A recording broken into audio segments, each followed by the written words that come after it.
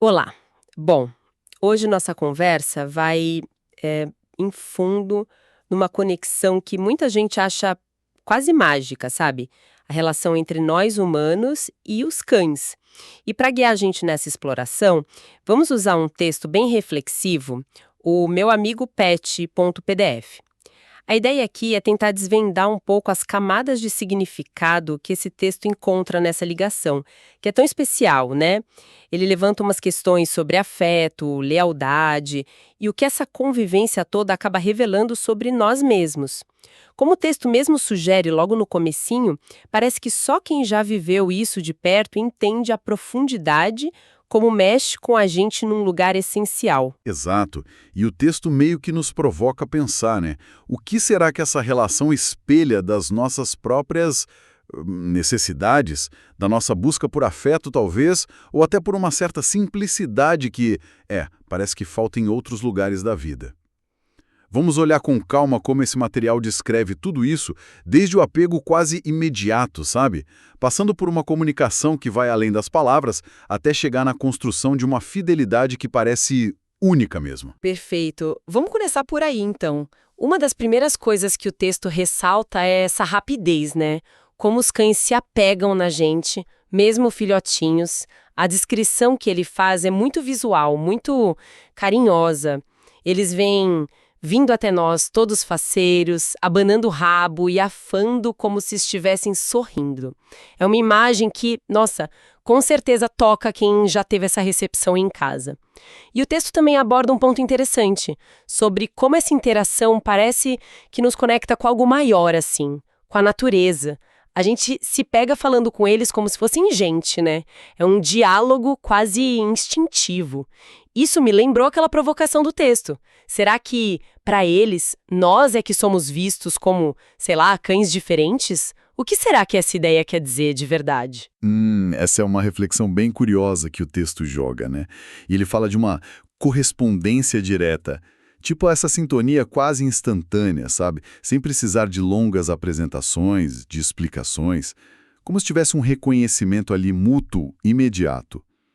O texto até sugere que talvez a intensidade com que a gente percebe isso pode estar ligada às nossas próprias carências afetivas. Será que a gente projeta ou busca neles uma forma de afeto mais direto, descomplicado? Algo que talvez seja mais difícil de achar nas relações humanas, com todas as suas complexidades. Mas é fundamental notar, e o texto alerta para isso, a importância de manter um equilíbrio. Para essa confiança, essa lealdade mútua crescer de forma saudável, é preciso respeitar as naturezas diferentes, cada um na sua. O texto adverte mesmo contra essa armadilha de humanizar demais o cão, sabe? Esperar que ele haja e pense como nós. E também contra a ideia de nos caninizarmos, como o texto coloca de um jeito engraçado.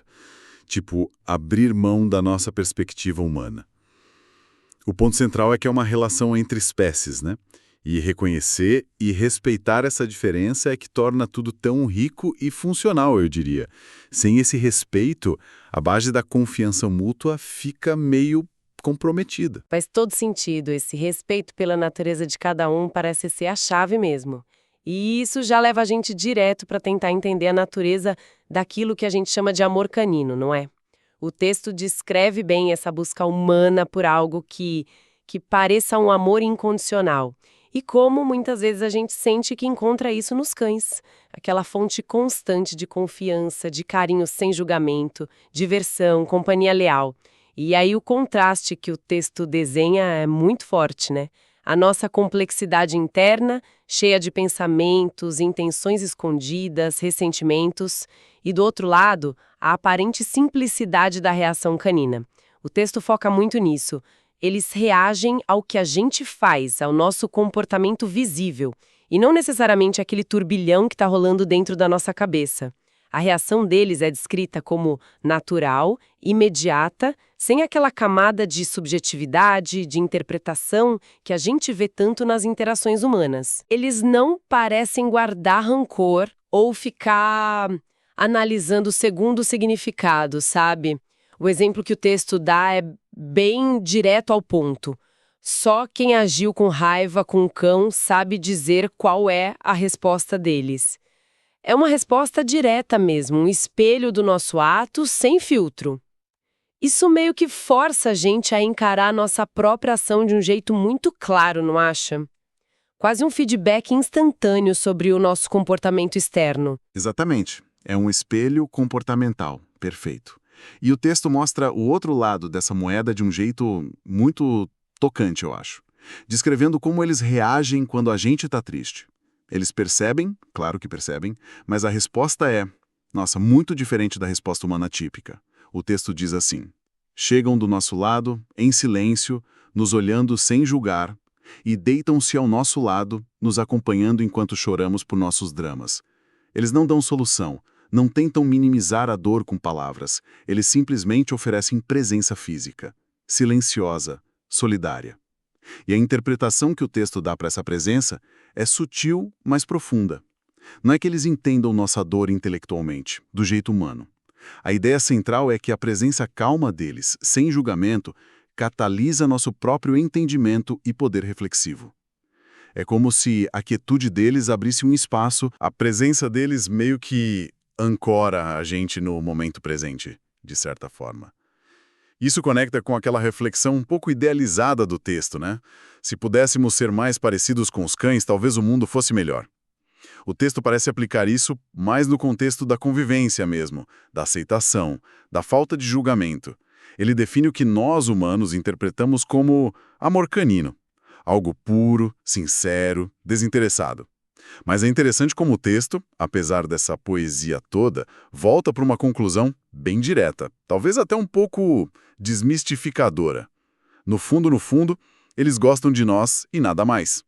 É uma afeição genuína, sim, mas talvez sem toda a carga filosófica que a gente às vezes coloca. É um gostar simples, presente. Essa tensão entre a simplicidade deles e a nossa complexidade é fascinante mesmo. E isso nos leva para outro ponto crucial que o texto aborda: a interdependência. O texto reconhece abertamente a nossa necessidade humana básica de interação afetiva e observa como, para algumas pessoas, a companhia de um cão pode até se tornar preferível à companhia humana. Será que é uma busca por essa simplicidade, por essa aceitação que parece mais difícil de achar em outros lugares? Mas essa interdependência não é um mar de rosas, né? Especialmente com o ritmo da vida moderna. O texto dá um alerta importante sobre como a correria do dia a dia, o estresse do trabalho, as pressões psicológicas, como tudo isso afeta a gente e, por tabela, afeta profundamente eles também. Aí surge uma dinâmica onde a gente sente falta um do outro, mas o tempo de qualidade juntos fica ameaçado. Corremos um risco real de negligenciar a dedicação que eles precisam e merecem, né? E o aviso do texto é muito claro, muito direto. Nossos animais domésticos não são independentes. A gente não pode deixar que o compromisso com a nossa própria rotina maluca nos faça esquecer que temos ali, sob nossa responsabilidade, um ser vivo que depende inteiramente da gente para as coisas mais básicas. Comida, água, abrigo, saúde, exercício e, claro, né, afeto e atenção. Se a gente conecta isso a um quadro maior, dá para perceber que essa interdependência é uma via de mão dupla. E o texto desenha isso muito bem. Sim, nós suprimos as necessidades básicas deles, mas o texto argumenta que nós também dependemos deles, de formas bem significativas. Dependemos da proteção instintiva que eles oferecem, da sensação de segurança que a presença deles traz e daquela percepção aguçada que eles têm do ambiente. O texto fala que eles são instintivamente mais aguçados que nós em vários aspectos. E essa sensibilidade deles aos sons, cheiros, mudanças sutis, complementam a nossa própria interação com o nosso habitat, sabe? Especialmente quando estamos juntos, formamos tipo assim uma unidade sensorial mais completa. E tem mais uma camada nessa interdependência que o texto explora de um jeito lindo. A forma como a conexão deles com a natureza serve de ponte para a gente. Uma reconexão para nós mesmos. Através da observação deles, da convivência, a gente é lembrado de prestar atenção em outros seres vivos ao redor, nas mudanças climáticas sutis, nos ciclos naturais de vida e morte. Aquele uivo para a lua, a busca pela sombra no calor, o pelo que arrepia antes da tempestade. O texto usa uma frase muito bonita para capturar isso. A completude do existir por existir de nossos companheiros caninos nos exemplifica o que é sentir a vida fluir. Eles nos ensinam, pelo exemplo, sobre estar presente, sobre viver o agora, sobre aceitar os ritmos da natureza. E tudo isso reforça um preceito central que está em todo o texto. Assumir a responsabilidade por um cão é um compromisso profundo, sério. Ele não é um acessório. Nas palavras do texto, não é um objeto de decoração, mas sim um ser vivo lindo e especial. E como tal, merece todo o cuidado, respeito e dedicação que a gente daria a qualquer outro ser que dependa de nós. É uma relação que exige entrega, mútua. E quando essa relação chega ao fim? Quando esse ser vivo parte? Nossa dor é descrita no texto como algo avassalador. O texto não tem receio de comparar a intensidade desse luto pela perda de um cão à dor da perda de um familiar humano próximo.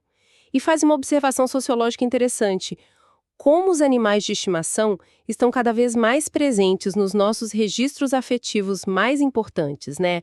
Álbuns de família, memórias digitais, redes sociais. Será que esse protagonismo crescente deles reflete também uma busca nossa por conexões mais autênticas, mais significativas? O texto oferece uma explicação bem tocante para a profundidade dessa dor. A falta que a gente sente não é só do animal em si, mas daquela relação específica que ele nos proporcionava. Uma relação que, segundo o texto, nos conectava de forma muito direta com a natureza e, talvez o mais crucial, com uma versão mais autêntica de nós mesmos. Era um espaço seguro onde a gente podia ser quem realmente é, sem precisar de máscaras, disfarces e fingimentos. A saudade imensa, então, seria daquele amigo que deixava a gente baixar a guarda, que nos aceitava sem condições e que nos lembrava de uma parte nossa mais simples, mais verdadeira. Isso levanta uma questão fundamental sobre o legado emocional que essa relação deixa pra gente, né? O texto até propõe um momento de reflexão profunda na hora da despedida. O que fica, para além da dor? Fica a lembrança do nosso vínculo com a natureza, da importância de cultivar relações de respeito mútuo com outros seres e, acima de tudo, um sentimento de imensa gratidão por ter vivido essa forma particular de amor, de companheirismo. A gratidão parece ser o sentimento que perdura e que, de alguma forma, nos transforma. A experiência, mesmo terminando, enriquece a gente. Essa ideia de legado fica muito, muito clara na despedida pessoal que o autor narra no texto. É um relato super emotivo, quase uma carta de agradecimento póstuma. E vale a pena relembrar alguns detalhes que ele compartilha, porque eles ilustram perfeitamente essa conexão do dia a dia. Ele descreve aquela doce rotina da espera. Seu instinto o avisava quando meu carro estava chegando. A explosão de alegria na chegada. Vindo correndo para o portão, dando aquela recepção calorosa, abanando-se todo de alegria. O jeito único de chamar para brincar. Mordia o cadarço de meu sapato. A comunicação pelo olhar, pedindo um petisco ou um carinho. E, por fim, a gratidão explícita. Obrigado, meu amiguinho, vou sentir muita saudade de você. E talvez o mais tocante de tudo, a percepção de que aquele companheiro fazia sentir-se capaz de amar. É uma declaração poderosa sobre o impacto transformador dessa relação, né? Sem dúvida alguma. Essas memórias vívidas, essa gratidão que transborda no relato, realmente encapsulam o valor imenso dessa relação que o texto se propôs a explorar desde o início. A simplicidade dos gestos cotidianos, a constância da afeição demonstrada. E o impacto profundo que isso tem na nossa própria capacidade de sentir, de expressar amor. E talvez até de nos sentirmos dignos de sermos amados de forma tão incondicional. É um espelho que reflete o melhor da gente muitas vezes. Então, depois dessa nossa imersão aqui nas reflexões do texto Meu Amigo Pet, PDF, qual seria a grande mensagem que fica? Parece que a ideia central é que ter a oportunidade de viver essa relação homem-cão não é só algo bom, mas uma experiência profundamente enriquecedora, quase essencial para o desenvolvimento humano. A conclusão do texto é bem enfática nisso, uma experiência que todo ser humano precisa ter, ao menos uma vez. É colocado quase como uma lição de vida fundamental. Exatamente. O aprendizado que o texto extrai dessa convivência é multifacetado e muito valioso. Fala sobre aprender o que é amor desinteressado na prática, sobre a importância da presença genuína estar ali, simplesmente. Sobre reencontrar nossa conexão, que é intrínseca, com o mundo natural ao nosso redor. E sobre a beleza libertadora da autenticidade. A autenticidade deles, que acaba convidando a gente a ser mais autêntico também. Isso deixa a gente, então, com uma pergunta para refletir, algo para levar conosco depois desta conversa. O que as relações que a gente estabelece com os animais em nossas vidas, ou quem sabe até mesmo certas relações humanas que têm essa rara simplicidade e aceitação mútua, o que elas podem nos ensinar sobre quem somos, sobre a dificuldade e ao mesmo tempo a beleza de sermos autênticos e sobre nossa própria conexão, muitas vezes esquecida, com o mundo natural que nos cerca. De que forma esses vínculos, que foram descritos com tanto afeto no texto que analisamos, podem ser uma inspiração para vivermos de maneira mais presente, mais genuína, mais conectada no nosso dia a dia.